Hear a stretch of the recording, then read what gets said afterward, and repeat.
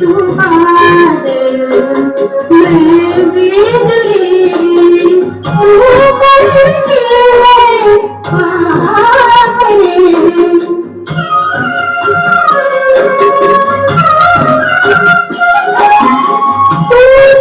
चंदा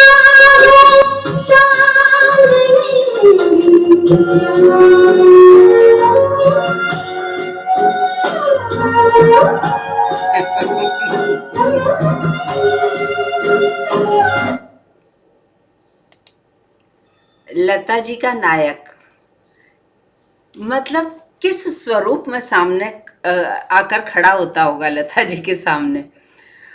ये कितनी मतलब एक विशेष बात है। There is always an outburst of emotions whenever the nayak is in the thought or सामने of the नायिका। वो आउटबर्स्ट ऑफ इमोशंस होता है और उस समय की जो पीढ़ी थी और आज की पीढ़ी है उस आउटबर्स्ट को समझ ही नहीं पाई। समझ नहीं पाने का मतलब होता है कि उसको एक रूपरेखा देना। ये तो उन लोगों ने अपनी एक व्यापारिक जरूरत बना लिया था एक, और दूसरा उस समय रेडियो था। दो, रेडियो ने पूरे देश को बांध लिया था। तीन, पूरा देश इन गानों को सुनता था। चार, तो उस वजह से ये गीत मतलब अपनी प्रतिष्ठा को बना सके। ये उनकी व्यावसायिक कीमत भी तो थी, तो उससे बना सके। अब देख लो बॉलीवुड की क्या हालत है। तो उस वजह से मतलब चल गए। बाकी सामाजिक, राजनीतिक, वैचारिक, जिसे कहते हैं कि आत्मनिवेदन यदि मैं थोड़ा सा ज्यादा करके बोलूं तो प्रतिष्ठा इनको किसी ने नहीं दी। यदि आपको लगता है कि आपको कोई समझ नहीं रहा है तो इनका ख्याल कर लो कि जिनसे सब कुछ मिल रहा था उस समय, एक पूरी इंडस्ट्री थी और लोगों को काम मिल रहा था। जो भी एक बने बनाए हमारे एक पूर्वाग्रह थे, उन पूर्वाग्रहों से मुक्त थी ये इंडस्ट्री। मुझे इसका आज ख्याल क्यों आया अभी, क्योंकि गलती से वो सुबह सुबह एक वीडियो खुल गया और उसमें क्या व्यूज बहुत ज़्यादा थे, एक ही दिन पुराना, और 80,000 अबव उसके व्यूज थे। तो देख लिया तो उसमें एक यंग बच्ची समवेयर अराउंड 25 और साड़ी, और सामने अंकल मेरी एज के होंगे, यंगर होंगे थोड़ा शायद। तो वो मतलब बातें कर रहे हैं। बॉलीवुड की जितनी बुराई कर सकते हैं, बॉलीवुड के जितने भी एस्टेब्लिश्ड आर्टिस्ट थे उनकी, मतलब उन्होंने किसी को नहीं छोड़ा। 1.5 घंटे का वो प्रोग्राम और इतने व्यूज, आप ये सोच लो। जितनी बुराई कर सकते थे उन्होंने की। उन्होंने एक बार भी नहीं कहा कि उन्होंने हमारे पूर्वाग्रहों पर इस तरह से अटैक किया तो हम में ये चेंज आया, तो आज हम मतलब आउटर वर्ल्ड से कंपैरेटिवली बेहतर तरीके से मिल पा रहे हैं। जिस समय भारत आज़ाद हुआ उस समय बाहर की दुनिया हमारे बारे में क्या बोल रही थी, हमारे सोशल स्ट्रक्चर के बारे में क्या बोल रही थी, और आज उसकी आवाज़ कितनी दबी हुई है। तो इस चीज को मतलब उन्होंने एक बार भी नहीं कहा। जितनी मतलब लेवल पे जाके वो बुराई हो सकती थी उन्होंने की है। उसको बड़ा इंटेलेक्चुअल चेड़ची फेम दिया है। तो इसलिए आज सुबह सुबह इसका मतलब ख्याल आया कि जो नई पीढ़ी के बच्चे हैं वो मिलते हैं और कहते हैं मतलब नीला ड्रम जो है, सपने में नीला ड्रम ही आता है, आते जाते नीला ड्रम ही दिखता है। तो इनका कहना पड़ता है कि अपने फादर की जो जनरेशन है ना उससे जाके बात करो, इन लड़कियों से बात मत करो। इतनी स्टबॉर्न थी वो जनरेशन, कैसी भी social, economical, this and that, caste, creed, religion, Ayurveda, medical science, विज्ञान, इसको उसको लेके उनको कोई क्वेश्चन ही नहीं थे। बस उनको ही पता था कि पढ़ना है और फर्स्ट आना है, नहीं तो जो भी मिल जाए, और सरकारी नौकरी। उसके बाद में जारी जिंदगी रोना धोना है। और ये जो होती है ना बातें, उसकी शादी में तो साड़ी ऐसी मिली थी, इसकी शादी में तो ऐसी आई है, उस फंक्शन पे तो ऐसे दिया था, तो ऐसे यूं है। लड़कियां जो जन्म लेती थी थोड़ी सी बड़ी होती थी, मतलब वो माहौल देख के समझ जाती थी कि मुझे पति कैसा मिलेगा, क्योंकि मेरे फादर की फाइनेंशियल स्ट्रेंथ इतनी है तो मेरे को पति ऐसा ही मिलेगा। और फिर वो उसी हिसाब से अपने आप को पहले से ही ढालने लग जाती थी। नहीं ढालती थी तो उनके घर वाले मार मार के ढाल देते थे उनको। ये है तो। और फिर ऐसे ही बॉयज की हालत थी, है ना, मतलब कि मैं सरकारी चपरासी हूँ, मैं बाबू हूँ, मैं अफसर हूँ, मैं सर जी हूँ, तो मैं मतलब हमारे जो फंक्शन होंगे उसमें साड़ी ऐसे आएगी, सूट ऐसे आएगा, वो फंक्शन ऐसे होगा, फलाना फंक्शन, मतलब कोई शादी थोड़ी होती है। उसके बाद शादी के बाद भी तो इतने लंबे चौड़े रीति रिवाज होते हैं। तो उन रीति रिवाजों में फिर क्या होता था, किसी जमाने में उनकी ज़रूरत थी जब सोशल हमें इंश्योरेंस चाहिए होता था, सिक्योरिटी चाहिए होती थी, वो उसका कर रहा, वो उसका कर रहा, मतलब अकेला बंदा क्या कर सकेगा, तो एक दूसरे को वो सपोर्ट करते थे, सपोर्ट सिस्टम डेवलप करने के लिए। फिर बाद में बड़े ज़रूरत हो ना हो हमने तो उनको फिर बड़े रस ले लेके, जिन्हें कहते रड़ी आवे, मारवाड़ी में कहते हैं रड़ी ले ले इन रिवाजों को उस पीढ़ी ने, महिलाएं जल रही हैं, मर रही हैं, इतनी फ्रस्ट्रेट है। मतलब यदि उस जनरेशन के जो भी मेल्स थे उनको ये पता भी नहीं था कि वो सिर्फ हेट्रेड का कारण है, इसके अलावा वो कुछ नहीं है।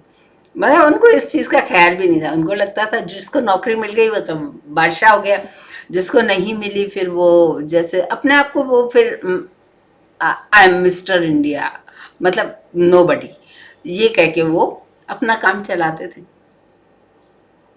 लता जी का समय अलग था।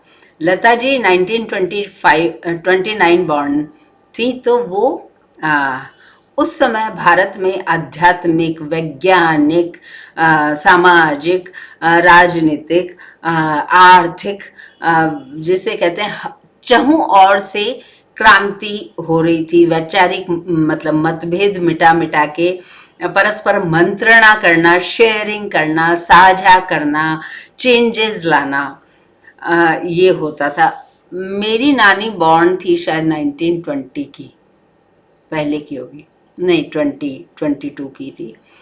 तो when she was 5-7 years old, तो यानी कि 26-27 में, मतलब पहली बार she saw some ladies without the ghoonghat from the privilege class. तो बोले हमें इतना आश्चर्य हुआ कि मुंडे उगाड़ी जावे ये। बाकी मेरी जनरेशन ने ऐसा कोई भी चेंज नहीं देखा। टोटल साइलेंट, साइलेंट क्या, स्टबॉर्न, मतलब कहीं रेस्पॉन्ड करना ही नहीं, बाढ़ में जाए। महिलाएं मर रही हैं, भ्रूण हत्याएं हो रही है, बोली घूंघट निकालना चाहिए तो क्या है, ऐसे ही यो। फिर उनके कुछ अलग से विश्लेषण भी होता है। अच्छा भाई, तो सामने भी नहीं आना चाहिए, हाँ तो यूं तो फिर होना ही नहीं चाहिए महिलाओं को, हाँ तो भ्रूण हत्याएं इतनी हुई है, कन्या भ्रूण हत्याएं कि फिर उसके लिए एक कठोर कानून लाने पड़े। शर्म नहीं आती इस मतलब पढ़े लिखे लोगों को कि हमको भेड़ बकरियों की तरह, रेवड़ों की तरह घसीट रहे, हाँक रहे? शर्म नहीं आई कभी भी, कभी नहीं आई। तो कहने का मतलब ये है कि कानून बना दिए। फिर आए दिन महिलाएं मरती थी, आए दिन बना दिए कानून। वीपी सिंह लाए थे एक कानून ओबीसी के फेवर में। तो प्रिविलेज क्लास के बच्चे, ये जो नेपाल में अभी हुआ है, बोले वहाँ की जनरेशन यो समझदार है, अचानक से पैदा हुई क्या समझदार? पहले कहाँ थे समझदार? और ये क्या अचानक ही हो गया क्या? तो अचानक आ गया, अचानक हो गया, यूं।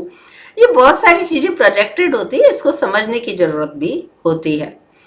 तो बोले ये कानून ला दो, ये इसका हाँ, तो वीपी सिंह का वो कानून लाए। तो फिर प्रिविलेज क्लास के कुछ बच्चों ने बहुत ही, जिसे कहते हैं कि आत्मघाती स्टेप्स लिए, जिस पे मैं अभी जाना नहीं चाहूँगी। मतलब कोशिश, वो इतने पेनफुल और ड्रेडफुल है कि हम अभी बात ही नहीं करना चाहते उस पर। तो तुरंत वो कानून वापस लेना पड़ा। फिर उसको जिसे कहते हैं कि बैक डोर से लाना पड़ा, फिर ये करना पड़ा, फिर वो करना पड़ा। प्रिविलेज क्लास, मतलब मैंने सारी जिंदगी ऐसी बातें सुन के निकाली, फिर जवाब देना शुरू किया। बोले जो सुनार और दर्जी होती ना, वो अपने बाप के भी नहीं होते। From the privilege class statement. मैंने कहा सुनारों का तो मेरे को पता नहीं, दर्जी क्यों नहीं होते ये बताओ।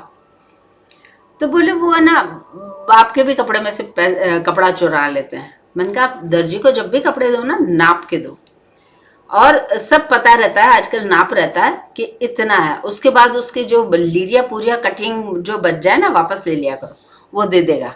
किसी जमाने में उनको पैसे मिलते नहीं थे। ये नहीं बोल रही प्रिविलेज क्लास कि हम उनको पैसे देते ही नहीं थे। घर में एक दादी है, दो दादी है, दो तीन दादियाँ होती थी, फिर माएँ होती थी दो तीन, और फिर वो बुआएं हैं, कोई विधवा है, कोई कुछ है, कुछ ऐसा है किसी के साथ, तो वो है, 5-7 तो औरतें ही हैं, फिर बच्चे हैं 5-7, है ना, फिर उनके कपड़े। तो वो जरा जरा से वो लीरिया पूरिया बचा के और वो उसको सिल सिल के उनके कपड़े बनाते थे। शर्म तो इस बात पे आनी चाहिए। और गाली दे रहे हैं उनको आप पैसे देते नहीं थे तो वो करते थे। अब कौन लीरिया पूरिया को उसको उठा के फेंक देगा? तो मैंने कहा आप ले आया करो। हद हो गई। मतलब ये तो हमारी समझ है ना। और ये बात हमको करने की क्या जरूरत है? पूरी दुनिया हमें देख थोड़ी ना रही है, खाली अंशु परियारी तो बात कर रही है ना, खाली मैं ही बात कर रही हूँ, बाकी दुनिया तो देख नहीं रही है, वो तो समझ नहीं रही है। अरुंधति रॉय ने सिगरेट फूंकते हुए फोटो इसलिए रखी है अपनी, ताकि इसके अवार्ड मिले। आप भी अवार्ड के लिए क्या क्या कर रहे हो वो आप थोड़ा नोट डाउन करके बता दो, थोड़ा आत्मविश्लेषण आप भी कर दो। आपको भी कोई दे ऐसे फोटो खिंचाने से, साड़ी पहनी हुई महिला ऐसे होती है, तो आप मतलब उस चीज का ख्याल रखते हो ना? तो मतलब क्या है इसका तो कोई मतलब नहीं है। उसने मतलब इसी से फोटो खिंचवाने से ही अवार्ड मिल जाएगा? अच्छा, उसको कितनी सारी यूनिवर्सिटीज पढ़ाती भी हैं उनकी लिखी हुई किताबों को, है ना। हाँ, वो बहुत विश्लेषण करके चलते हैं बाहर के लोग, ऐसे ही नहीं नकल करते हैं, वो बहुत खतरनाक वाली, है ना। उनके पास में जिसे कहते हैं कि एक बेसिक नॉलेज नहीं है, लेकिन उनको ये सारी चीज़ें बहुत अच्छी आती हैं। तो वो उसमें बहुत खतरनाक रूप से कंपेयर करते हैं और डिसाइड करते हैं। ऐसे ही नहीं खाली सरनेम देखा और डायमंड देखे और अपनी धारणा बना ली। खान सर कहते हैं, उनका एक शब्द रहता है चोट्टा, कहीं का चोट्टा। ये धन दौलत कोई देता नहीं किसी को। मुझे भूत क्यों चढ़ रहा है आज सुबह सुबह? क्योंकि एक सुबह सुबह एक वो देख लिया वीडियो, छोटी सी बच्ची और समवेयर 25 के आसपास साड़ी, और सामने एक uncle ji somewhere of my age, maybe younger. तो वो और वो कहानी सुना रहे बॉलीवुड की, right from its initial stage, कि वो कॉटन मिल वाले जो होते थे वो अपना ब्लैक मनी छिपाने के लिए इनको पैसे देते थे।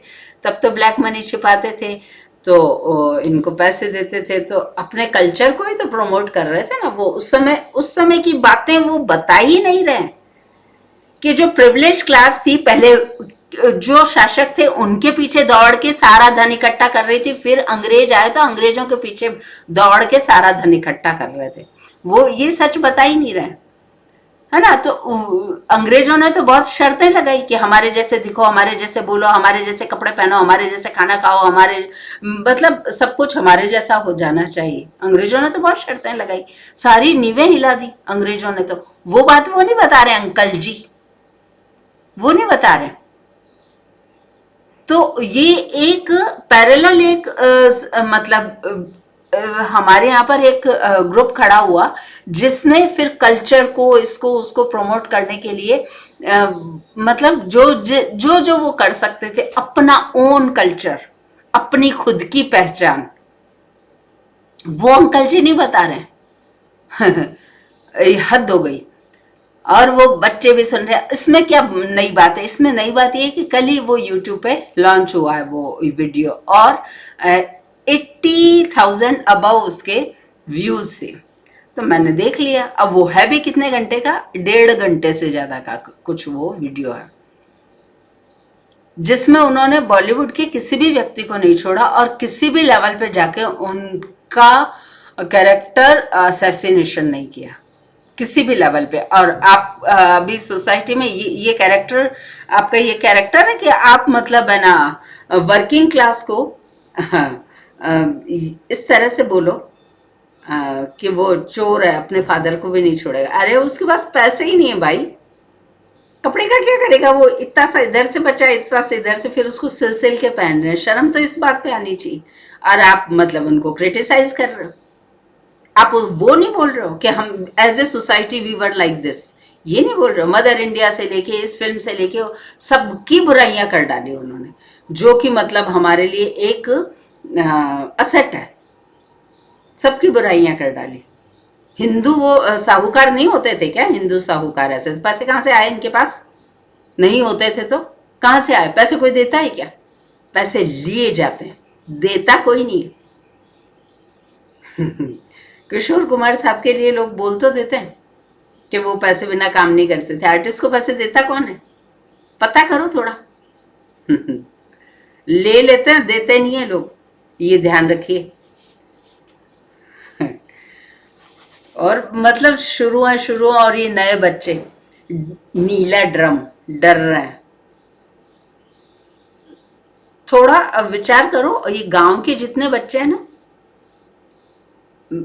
ये ज्यादा अच्छे क्वेश्चन करते हैं, ये ज्यादा अच्छा लाइफ को इंटरप्रेट करते हैं।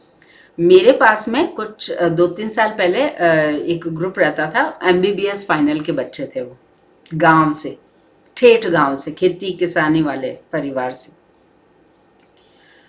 तो 2 बच्चे थे, उनके साथ में 3-4 फ्रेंड्स आ जाते थे, वो पढ़ते थे।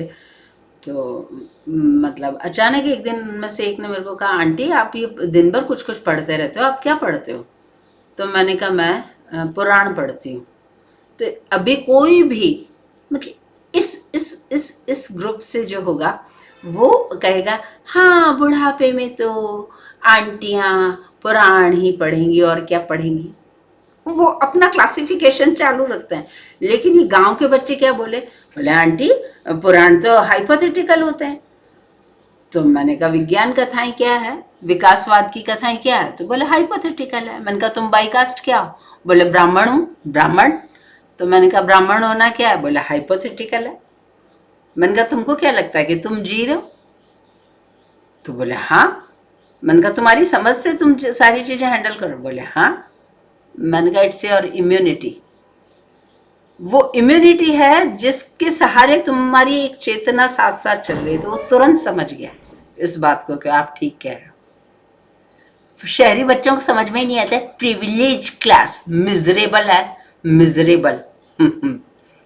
असल में